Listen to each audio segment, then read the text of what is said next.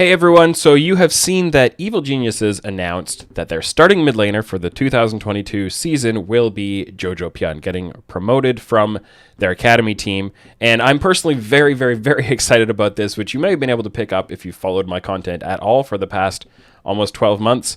Or if you watched my video last week about the rumors that Jensen might be going to Evil Geniuses and why I thought that wasn't a good move, and it was pretty much all about, you've got jojopyun, give him a shot, use him instead.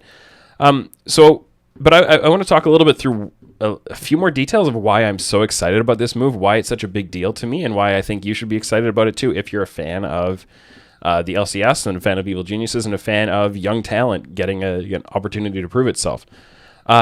jojopyun is potentially a generational talent, a player that kind of defines a multi-year period that he came out of. You've heard, I'm sure, before that he's this, he pretty recently turned 17, that he was a Fortnite pro before coming into League of Legends, that he's, achieved all these things and has a little bit of this prodigy kind of vibe to him. But as a specific player, getting beyond kind of those relatively surface level narrative pieces, you can think of him as kind of an uncut diamond. I think when you look at the mid lane in Academy throughout the year, jojopyun had, I'd say pretty clearly, the best hands of any mid laner in Academy. He didn't have as well-rounded an overall performance as some of the other players who were in Academy a lot of the year. Saligo, Ryoma. Those are guys who put together better team results maybe, or put together better all-around games with all of the nuance and detail. But straight up 1v1, outplays, laning, those kinds of things, jojopyun, I think, was standing ahead of everyone else. There are things about his game that just have to come with time and experience.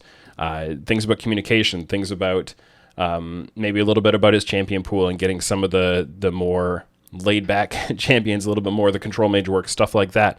But when you just look at the core underlying skill set, it's clear that this guy has something really special going on there that kind of sets him apart, I'd say, from the rest. And also when you put that in context of the team he was playing with and the environment that he was in compared to some of these guys who may have looked like better all-around mid laners than him in Academy, he was working with a much younger overall roster around him. He was expected to be part kind of carrying that load much more. And then he also had some rotations in the jungle position, especially towards the end of summer as contracts came up to play on the LCS squad, or was splitting scrim time before that. So, and I think another fact that people might not realize is that coming into summer split, jojopyun was given the primary shot caller duties, and they said, we intentionally want to put this extra pressure on you, give you more opportunity to grow. And of course that makes it that's a new responsibility and skill set that he has to pick up, and it makes it a little bit harder for him to just kind of sit back and play his own game and be that kind of full hands mechanical player that he had been before that. So I think in summer we saw a little bit of certain decision making challenges that he had to work through, but that he grew from. And that coming into the LCS, I don't know if they're going to ask him to shot call a team of veterans or what that's going to be, but I think having that experience and that skill set adds a lot to his potential. jojopyun is what I think we could call a main character player. He's somebody who directly asserts himself into the game. He wants to look for game-winning plays. He wants to be the one driving the action. He doesn't want to be the one, not a cleanup player. And not that being a cleanup player is a bad thing. This is a stylistic comment, right? There are a lot of very valuable players who have been very valuable on their teams by having teammates who are the playmakers and who are kind of the main characters, and then being the ones who come in and capitalize on that. I would say Reckless is a player who's made a very excellent and fantastic and renowned career on being somebody who had playmakers around him, and he knew exactly how to be in the right place at the right time and capitalize on that. That's super valuable in its own right, but that's not what jojopyun is. jojopyun is someone who wants to pressure the game. He wants to set the pace and dictate. And I think that this is something that lines up well with the philosophy of the EG coaching staff, from what I've understood from them. When we got to see him playing, especially with contracts this year, and he got to put on pressure in lane, attack turret plates, look for kills, look for dives, look for ways to, crash waves and move out into the river or harass jungle, things like that. Look for engages in team fights, even when you might not be, like poking in with LeBlanc and stuff like this, like just stuff that is kind of probing weaknesses, I guess is another way to put it. And that leads to a higher death count than you'd expect if you want to talk statistically. Like, he's an anti-KDA player in that sense. But he's somebody who generates a lot of damage, a lot of leads, a lot of gold leads, more so than CS leads because he is applying all this pressure. And so I think this is just something that'll help you understand kind of who he is coming into the league. He's somebody who will win a lot of lane matchups, and I expect him to win a lot of lanes depending on how many jitters he has to go through in the early parts of the year. But he doesn't win his lane by kind of playing push and pull with the waves, out CSing, winning trades and getting incremental advantages. He wins by kind of kicking your teeth in, and then trying to generate a snowball. That's the style of winning that he goes for. So, these are all things that I think make him a very exciting, entertaining player to watch, that give him the potential to round into such a huge, like I said, potentially generational talent. And that doesn't mean it's for sure going to work. Like, there's always a risk with young players.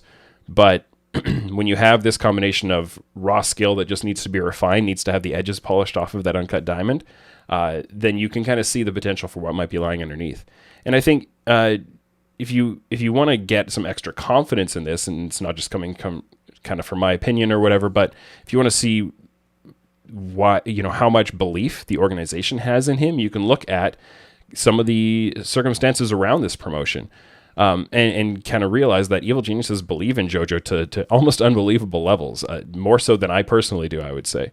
And sometimes you don't want to just rely on the organization's judgment.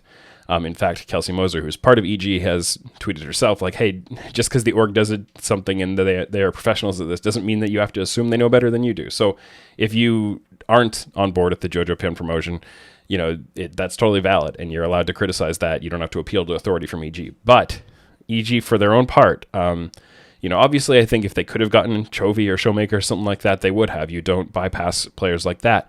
But in a year where North America is hosting Worlds, and obviously the North American team is going to be there, in a year where EG had budget available to pursue some other really huge mid lane names, whether it's domestically, obviously we talked about the Jensen kind of thing being floated out there, other import names that were on the market from other regions, those were available, and they could have gone down one of those directions and built the roster differently, but they chose jojopyun. And that, I think that's a sign of how much the EG staff, who are the most familiar with jojopyun of anyone, they've tracked him all through solo queue, they've tracked him with their scrims, all these kinds of things, and they believe in him to this level. And they're not flipping their season on this. They truly believe that this is what's going to give them the best chance to be successful at Worlds and in the long term. So all of these things, I think, combine to make me, like I said, personally very, very excited about this promotion. And it's something that I'll be watching very closely. And Spring Split may have its ups and downs, but I think by summer we could be seeing something very special happening here, especially if the team as a whole is able to click. So, I definitely am skewing optimistic on this and being intentional about that. And I know that there are more pessimistic ways you could view this, or larger downsides that could come up. But overall, I'm really stoked, because I love to see young talent, young NA talent get a shot. Hoping that it works out. And congrats to Evil Geniuses for making this move. I've said in multiple videos now that this is what I wanted them to do, and I'm just thrilled to see that they're actually doing it. So good luck to jojopyun. I'm sorry if I'm putting too much pressure on you and contributing to that, but hopefully you can handle it. And hey, coaching staff, that's on you to help him deal with it, and also to keep his ego reasonably sized. But yeah, there's going to be a whole lot more, I'm sure, coming out during the off season. So I'll continue to talk about these things as they, as there's news that I feel I have something to say about. But this is one that I definitely wanted to comment on. So thanks for watching.